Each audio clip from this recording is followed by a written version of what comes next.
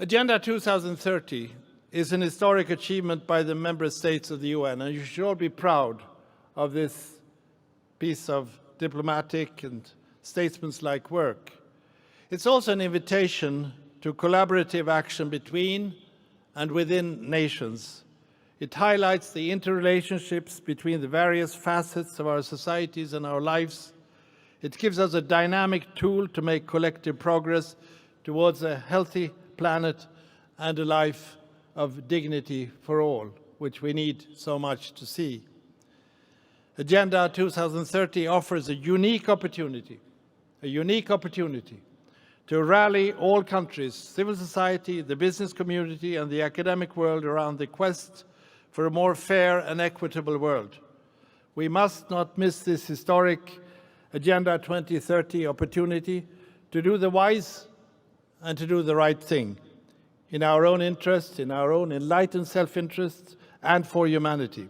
This summit in Dubai on shaping future governments can serve as a catalyst and a driver to concretely and together chart the road ahead to a life of dignity for all. I thank you.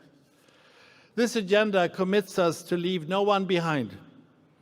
We are guided by 17 interrelated Sustainable Development Goals, SDGs, which aim to free all human beings from the tyranny of poverty, the tyranny of want, and to heal and secure our planet.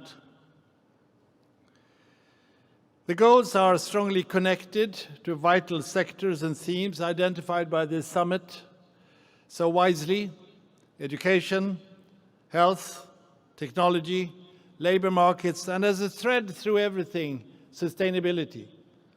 We are the first generations in history which have to think about the conditions of life on this planet and exercise responsibility for next generations.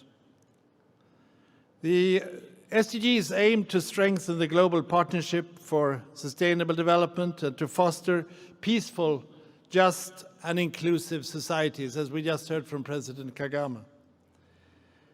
Our challenge now is to bring to life the agenda and the Paris Accord and to turn these important agreements into realities for people on the ground. This is our challenge. Now, I would like to highlight 4 factors, 4 guiding principles that can help make this happen, turning these goals into realities. The first is universality. I'll come back to it. The second is integrating the agenda in every nation, their plannings and their institutions. The third is using the agenda as a comprehensive framework and these goals as interrelated tools to make it happen. The fourth is keeping careful track of progress. Let me say a few words about each of these points. First, on universality. The SDGs reflect the obligations of all governments around the world to shape a better future. The agenda is to be implemented in all countries, rich and poor, large and small. The SDGs also reflect the aspirations, the dreams of millions and millions of people, men, women and children all around the world.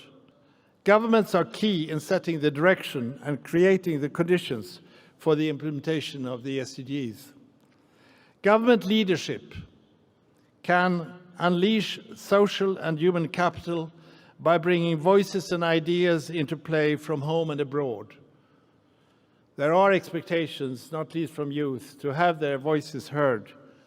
We should understand that we should not only speak for youth, we should also speak with youth, with and for youth.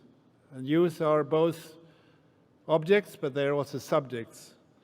We have a great challenge to make sure that they have a sense of hope and aspirations for the future that can turn into realities. Government leadership can shape the environment for the national and international business community to innovate and invest. And also by using this integrated approach that we heard yesterday from Sheikh Saif on the need to have the integrated way of working. I would generally say that we should avoid the vertical working method, the silo method, We have to be good in the silo and the vertical, but we also have to understand that when we reach results, we have to go horizontal and reach out to other actors, other sectors.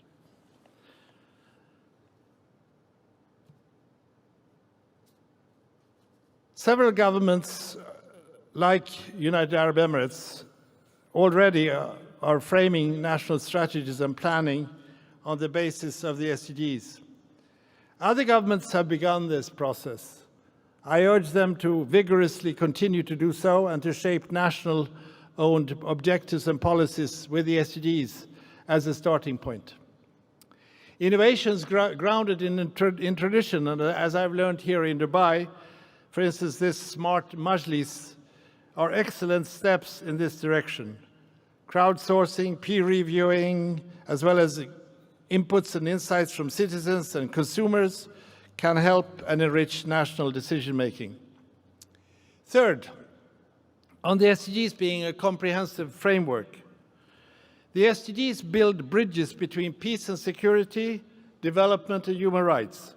The SDGs are by nature cross-cutting and mutually reinforcing, again confirming this horizontal approach of working that I think is absolutely necessary in today's world.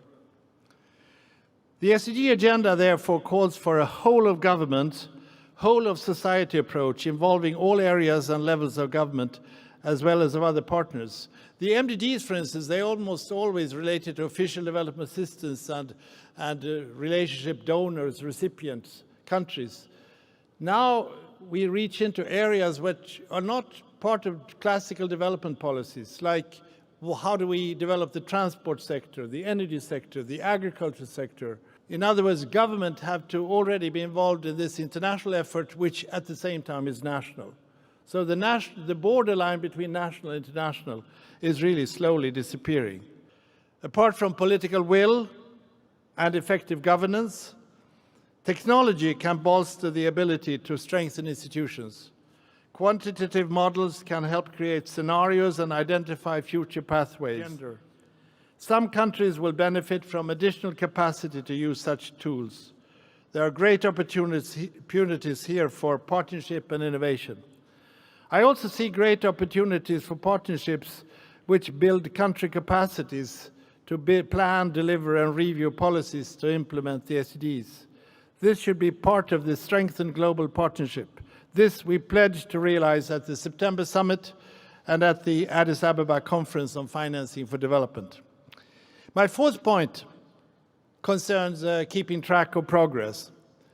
In Agenda 2030, UN member states committed to review implementation of the SDGs at the country level, also involving civil society and other actors.